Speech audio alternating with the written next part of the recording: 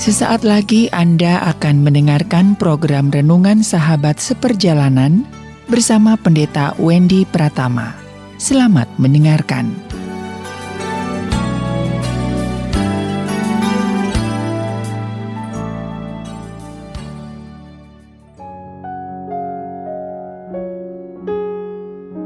Selamat berjumpa kembali di dalam layanan audio Sahabat Seperjalanan. Hari ini adalah hari Rabu 23 Februari 2022. Tema renungan dan saat teduh kita dengan judul Menerima Kenyataan Hidup. Firman Tuhan terambil dalam Pengkhotbah pasal 3 ayat yang keempat. Demikian bunyi firman Tuhan. Ada waktu untuk menangis, ada waktu untuk tertawa, ada waktu untuk meratap, ada waktu untuk menari. Amsal 18 ayat yang ke-10. Nama Tuhan adalah menara yang kuat. Kesanalah orang benar berlari dan ia menjadi selamat. Mari kita berdoa. Bapa yang di dalam surga, kami mau belajar menerima kenyataan hidup yang diizinkan dan di dalam rencana Tuhan. Hamba-Mu berdoa dalam nama Tuhan Yesus. Amin. Sahabat seperjalanan yang dikasihi Tuhan, menerima kenyataan hidup.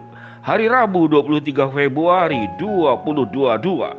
Sahabat seperjalanan yang dikasihi Tuhan, tatkala kita punya sebuah harapan, punya mimpi, punya keinginan, lalu harapan, mimpi, keinginan tersebut terbukti dan terrealisasi, maka betapa bahagianya kita luar biasa.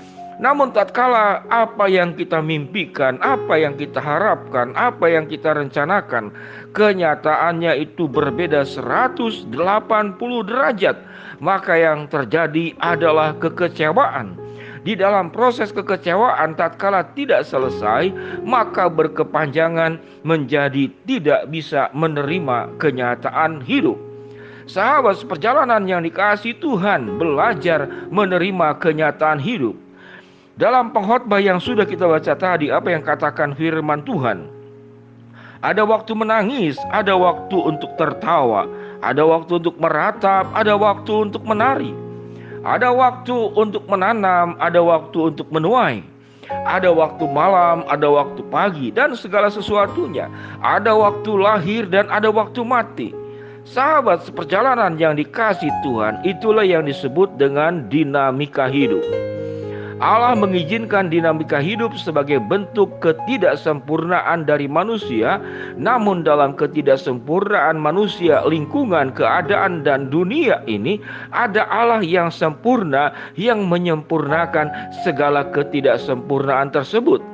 Sahabat seperjalanan yang dikasihi Tuhan, saya tidak tahu saat ini apa yang engkau kecewakan, apa yang engkau keluhkan, apa yang membuat hidupmu tertekan.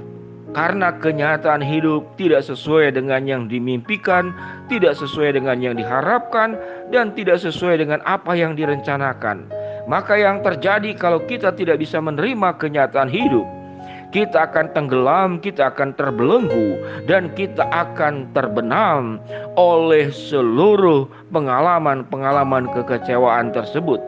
Sahabat seperjalanan yang dikasihi Tuhan, ada banyak tips bagaimana menghadapi kekecewaan selain daripada kebenaran firman Allah yang sangat jelas dalam Amsal 18 ayat yang ke-10. Nama Tuhan adalah menara yang kuat. Kesanalah orang benar berlari dan ia mendapatkan selamat.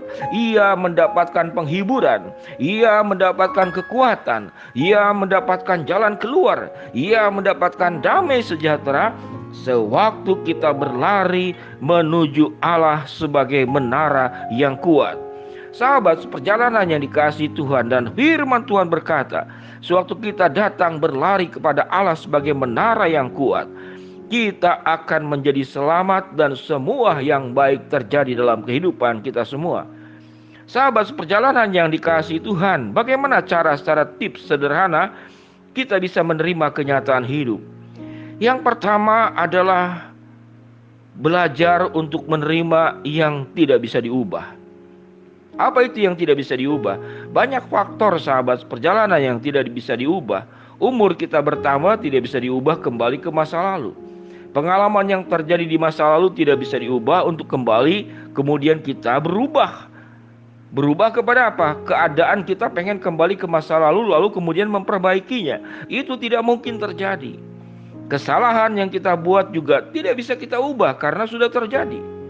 Sahabat seperjalanan yang dikasihi Tuhan, sehingga yang pertama, belajarlah menerima yang tidak bisa diubah. Yang kedua, belajar untuk tidak mempertahankan apa yang bisa hilang dan terlepas. Sahabat seperjalanan, dalam hidup ini ada banyak hal yang akan terlepas sekalipun kita menggenggam secara kuat luar biasa. Itu akan hilang dan itu akan terlepas. Apa yang bisa hilang, apa yang bisa terlepas? Umur kita, kesempatan kita. Apa yang kita dapatkan juga pada akhirnya bisa berpindah tangan seperti roda yang sebentar bisa di bawah dan sebentar bisa di atas. Sahabat seperjalanan yang dikasihi Tuhan, tips yang ketiga, bagaimana kita bisa menerima kenyataan hidup? Ingatlah bahwa hidup itu tidak hanya berlari untuk mengejar berkat.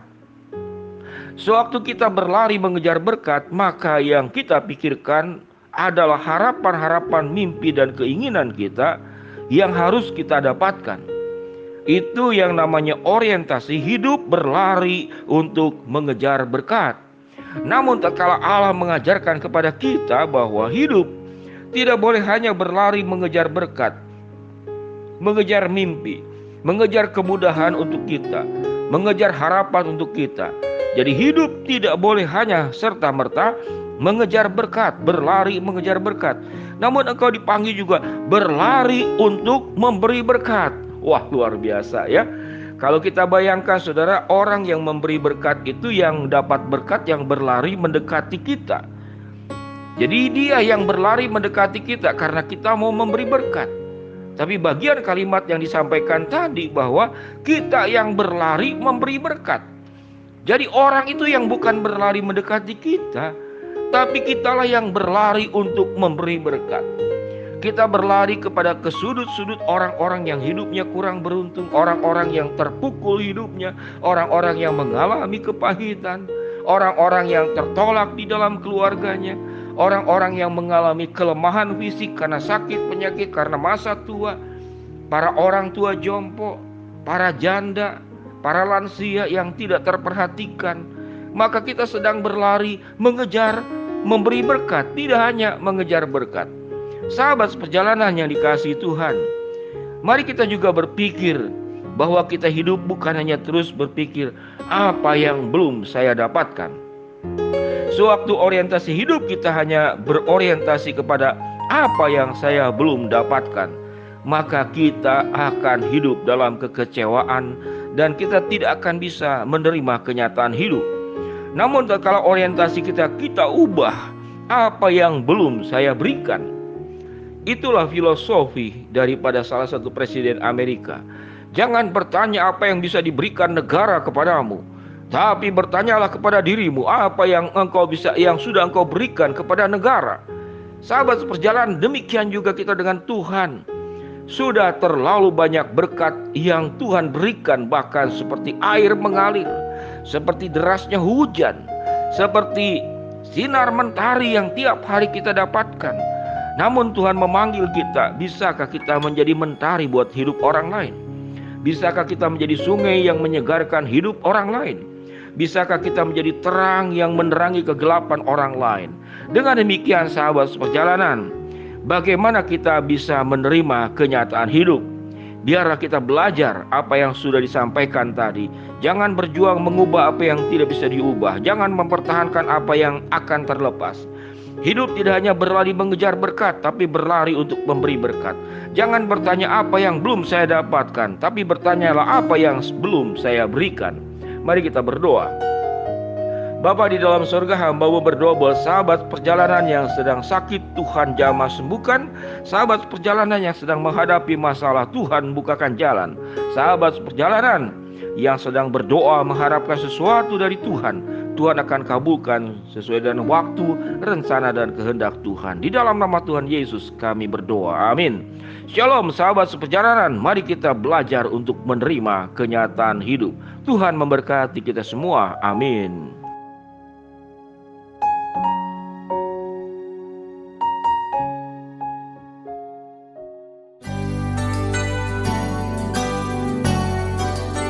Anda baru saja mendengarkan program Renungan Sahabat Seperjalanan bersama Pendeta Wendy Pratama.